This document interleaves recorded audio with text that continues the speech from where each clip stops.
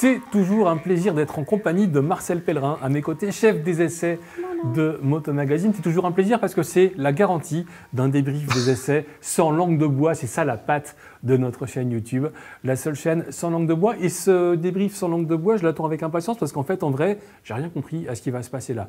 Tu me corriges si je me trompe, Marcel. Concrètement, les scooters.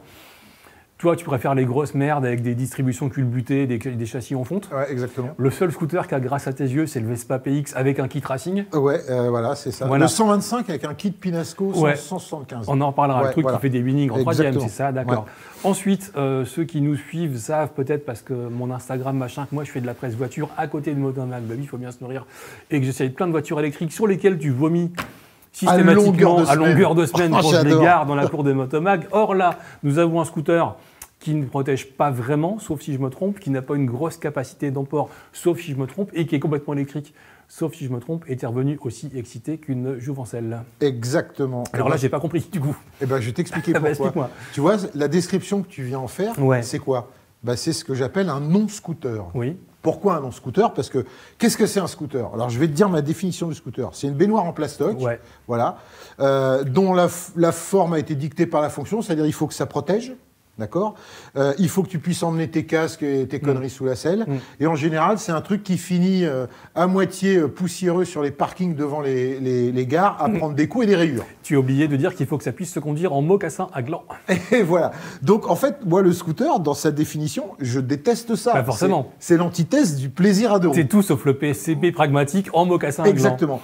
Et là, BMW, il nous présente. Alors, ça leur a pas plu quand je leur ai dit. Je leur ai dit, pour moi, c'est un non-scooter. Ils ont fait, ah mais non, c'est un... Alors là, mais syncope dans le département marketing. Mais c'est pour ça qu'il faut l'aimer. Bah oui. Parce que c'est une audace hallucinante. C'est-à-dire, les mecs se sont dit, bon, les gars, on va faire un scoot, génial. Mais alors, il va pas être tellement pratique, voire pas pratique du tout. Mais par contre, il va avoir un look d'enfer. Alors, les mecs se sont dit, bah ouais, mais chef, ça va pas se vendre, parce qu'un scooter, les mecs, ils veulent un pas. Et figure-toi qu'ils ont déjà 500 commandes fermes. Eh ouais, avant même de 500 commandes, ça a coûté 4,5 milliards de développement. Non, parce qu'en fait, attends. il y a les audaces audacieuses et il y a les audaces qui se vendent. Exactement. On connaît les audaces qui se vendent? Bah écoute... Renault Avantime, bide absolu. Honda Vultus, bide absolu. Oui, c'est vrai. Sauf tu veux une liste de nanars? Non, mais sauf que là, ils ont 500 commandes fermes, ils en ont à peu près 1000 de précommandes, et ils s'attendaient même, eux, honnêtement, pas vraiment à ça. Les mecs sont assez punk pour faire un truc qui se vend pas. Quoi. Mais genre, on l'a dans le showroom, ça nous fait kiffer. C'est punk. Ah ouais, c'est punk. T'as vu la gueule? Regardez derrière. Moi, j'adore. Il a une tronche hallucinante. Alors, il s'appelle le CE04. Pourquoi? Alors, c'est... Comité d'entreprise, 4e section. Ouais, 4e étage. Non, c'est parce que la gamme des scooters, c'est C, chez C650. Donc, c'est la nomenclature de la gamme BMW Scooter. Électrique, éléphant, j'ai fait les études aussi. Le mec, attention, électrique, et 04. C'est le 4e concept? Ben non, parce que pour eux, c'est l'équivalent d'un 400 cc en cylindrée, parce qu'il fait 42 chevaux. Alors, il y a justement un autre truc que je n'ai pas compris, et là, tu vas m'expliquer. Il est quoi? Permis A2, permis A1? Alors, en fait, il y a deux versions, parce que l'électrique, c'est un peu compliqué. Tu as la puissance nominale et la puissance... alors, c'est très malin, parce qu'il existe en version A1, donc 125. Alors, 125, en fait, c'est un vrai faux 125, parce qu'en fait, il fait 20 chevaux, en fait. Tu sais, parce qu'il joue sur l'électrique. Oui, sur la puissance nominale et la puissance au bout d'une demi-heure à fond. Donc, il existe celle en retenue A1. pour l'homologation. Voilà. Et il existe en A2 parce qu'au taquet A2, il fait 42 chevaux.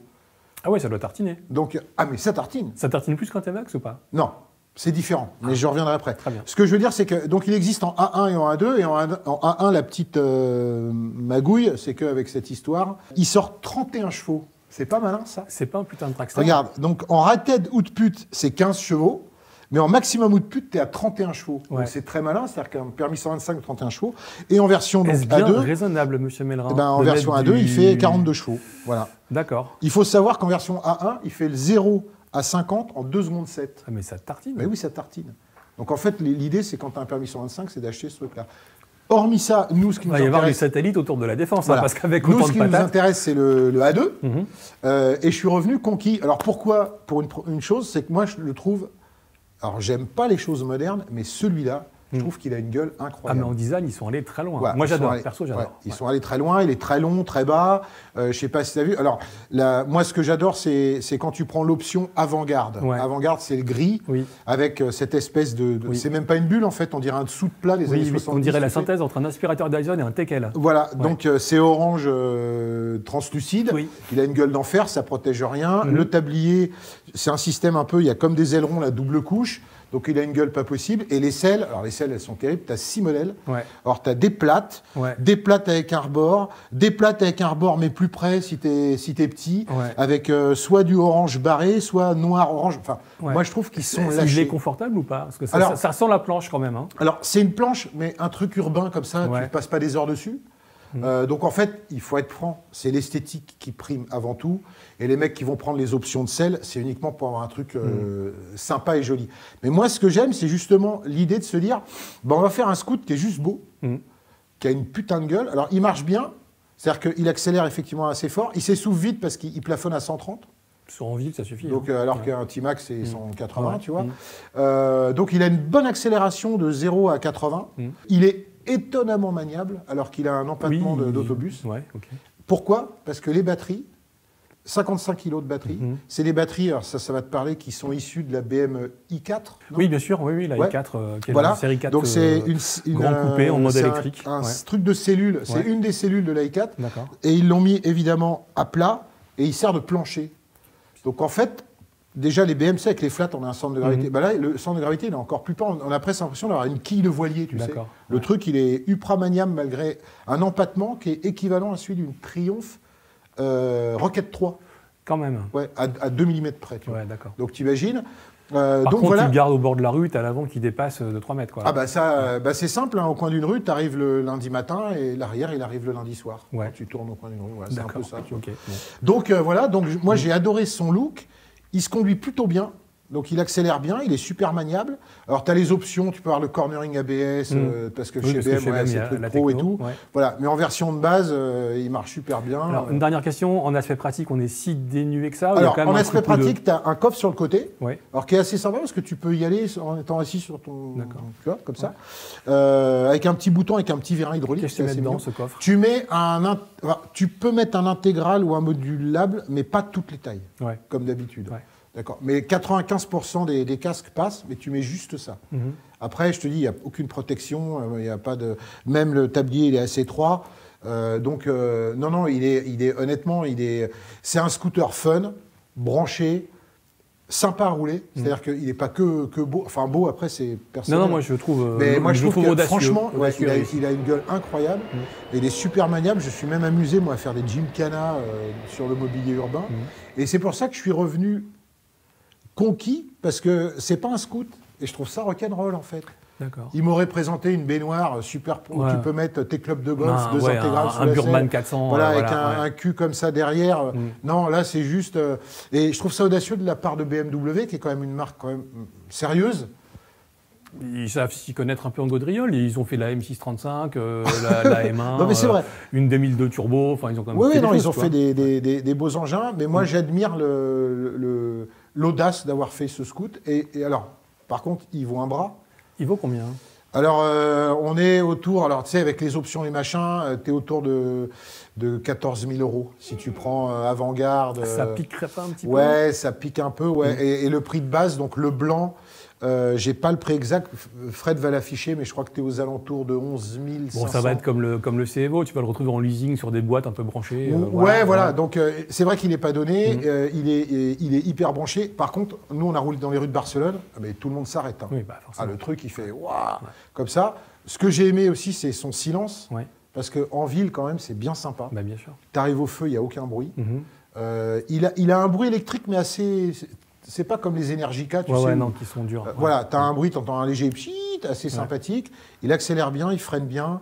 Moi, je trouve qu'il a un look d'enfer. Donc voilà, j'aime ce scoot parce que c'en est pas vraiment un. Enfin, Donc tu lui prédis un succès d'estime, un succès... moi, ouais. je prédis que le mec, le trentenaire branché qui bosse dans la tech, ça va être le truc indispensable pour son iPhone 17.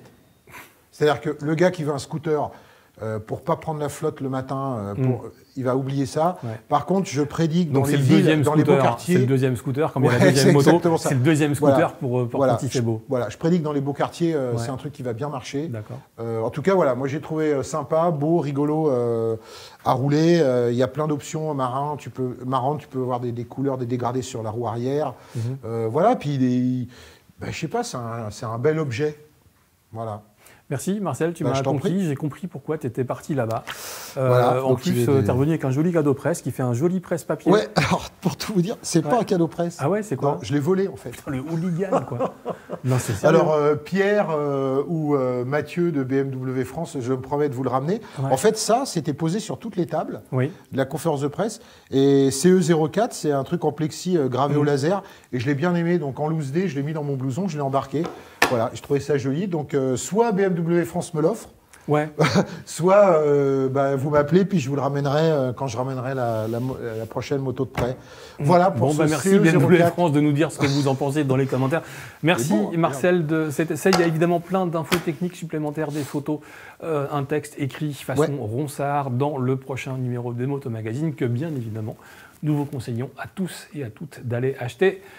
Séance tenante. Donc, voilà. Et n'oubliez pas dans vos commentaires, dites-nous si vous aimez la notion du non-scooter, ou si pour vous un scooter, ça doit être qu'une baignoire en plastique utilitaire. Et la notion du non-cadeau presse aussi.